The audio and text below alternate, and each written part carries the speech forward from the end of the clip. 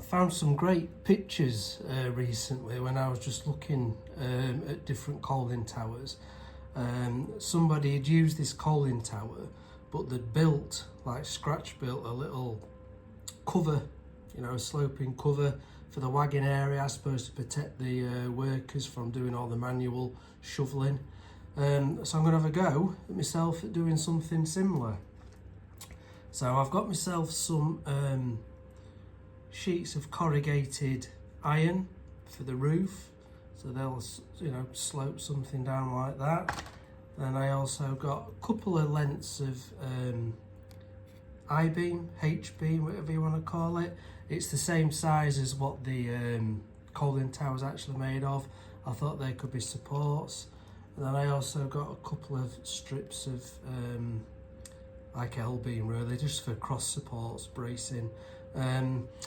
I've never really attempted anything like this, so it'll either come out all right or it'll be a total disaster, but gonna give it a go. It's something a bit different, just to get away from the layout. I can just sit here while I recover from this cold, and maybe just have a bit of a play around with this.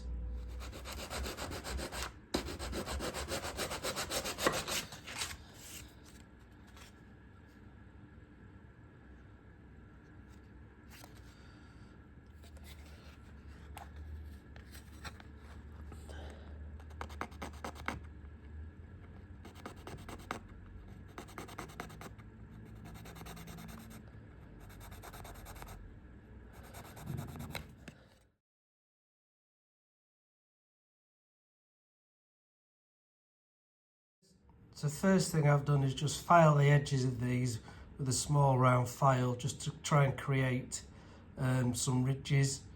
I know you won't see it because it's going to be facing down like that, but it just does look a bit better than a square chunky edge.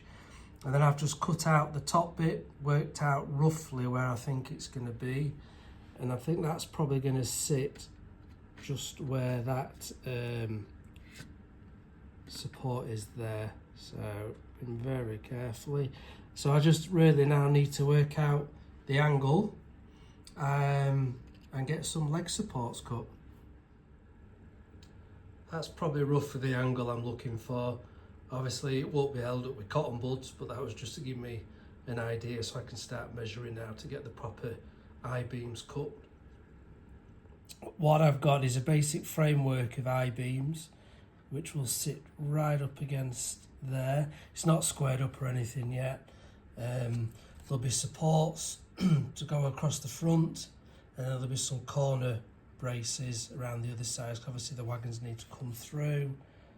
This will then sit on there, and I've just started doing a little bit which will sit up inside there, and then the sides obviously will be angled, so there'll be a bit of a side.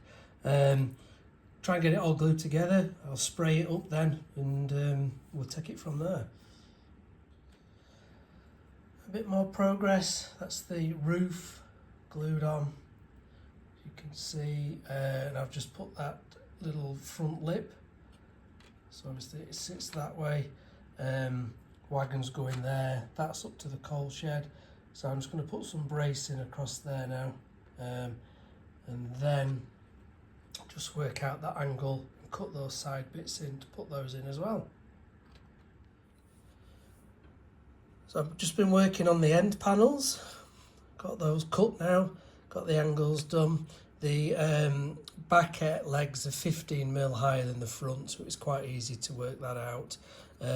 I've just been roughing up the bottom edge, just so it looks like it's some old sheets of corrugated iron that's starting to rust.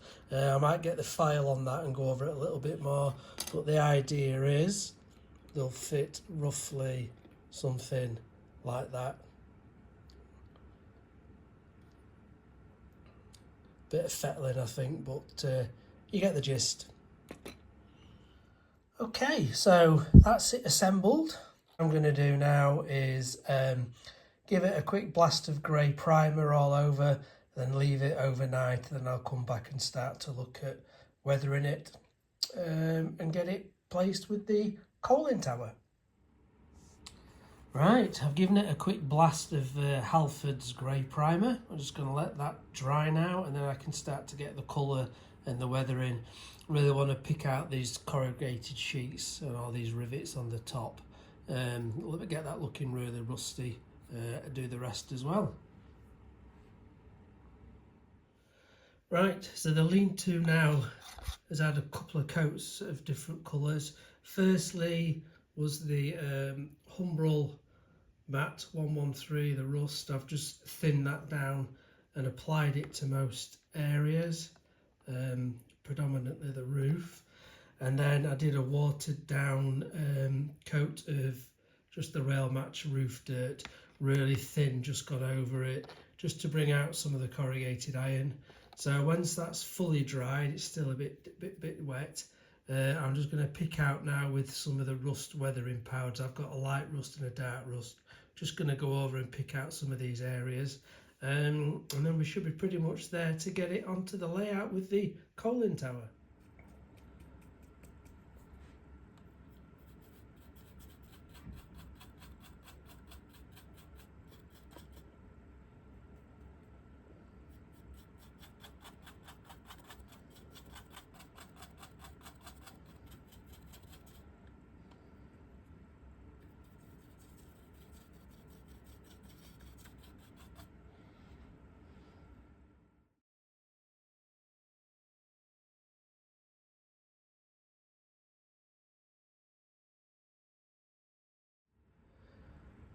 Right, so the final thing I want to do before we get this on the layout is I'm going to put a small light just across on the bottom of this I-beam here, bring the wires back this way, and then I shall drill a small hole just there, put the wires through, and then they can feed down this funnel straight through the baseboard, and then I'll be able to get it roughly positioned on the track where I want it, and then start getting all the ballast and the coal around the base and get some more grime around it.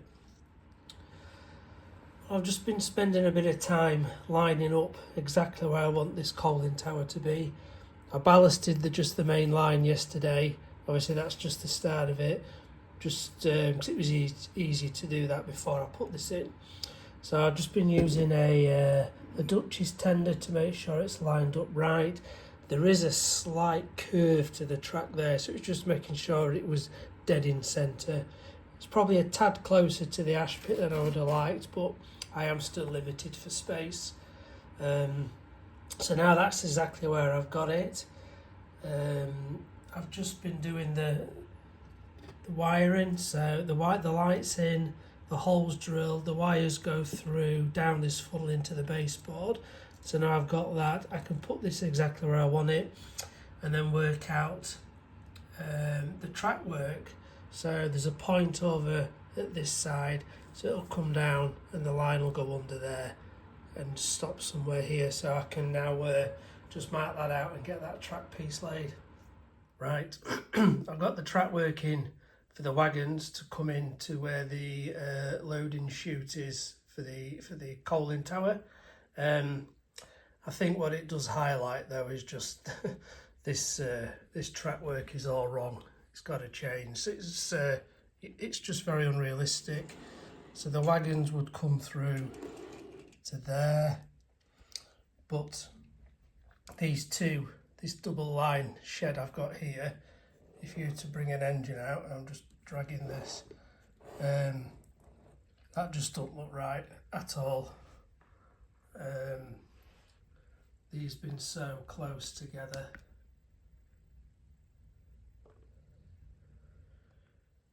You can probably see it better from that angle.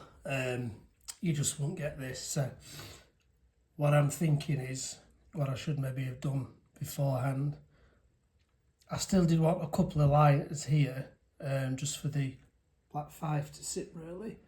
So maybe the sensible thing would have to have brought it this way, removed that track and had it coming down this side. Then that way all that could be open then. So unfortunately I ballasted it, but I guess these things happen. I do remember watching a channel, I can't think which one it was, But I remember the guy saying that people get asking, why haven't you ballasted your layout yet? Why haven't you ballasted it? And he said he waits till the very, very end before he even attempts ballasting, just in case he needs to change anything. Lo and behold, that's what I need to do. So this track needs to come out, which would then open it up for these to come, and they could probably end there. I need to get another road coming off there and then coming down and into the double shed. So I've still got the double shed. So you do one thing and it creates more work somewhere else, but that's what happens. But I'm pleased with the coaling tower. I'm pleased with the little lean-to underneath. That's exactly where I want it now. I've got to remove it so I can just get some ballast on this line, but obviously I can't do that till I get rid of this line here where the black 5 sat and just change the track where it's slightly. So a little bit later, and I've got this line out, which was there, the second line down to the shed, to parallel to this. Didn't come up too bad, so that's that part done. I've then got the track laid now for the coaling tower. There's the main wagons that come in to be unloaded. I have just put a second one in there, like a storage for empty wagons. So then what I need to move to now is the take a knife really to the turntable, unfortunately. So what I need to do, this is the one remaining line to the engine shed. So what I need to do now is get cut and put another line in there and bring it down this way. And what I've decided I'm going to do is keep this one straight, this first one, and I'm going to bend this one so it just brings the engine shed this way again slightly, which will just give me a little bit more room really. So hopefully you get the idea from there. So this second line will actually curve and become parallel to this. So the engine shed moves over this way and it just opens up that. I'm going to fence it off then and just create this into a little yard for the workers and the labourers, the shovelers for the coal. Right, a bit of minor surgery on the turntable. Managed to create a new road there. Just got the little insert to put in. Thankfully, I'm pleased I used the double-sided tape actually. It was firm enough, but it came off well and nice and clean. So just got that to do. This track's now curved, so we've got two parallel lines here.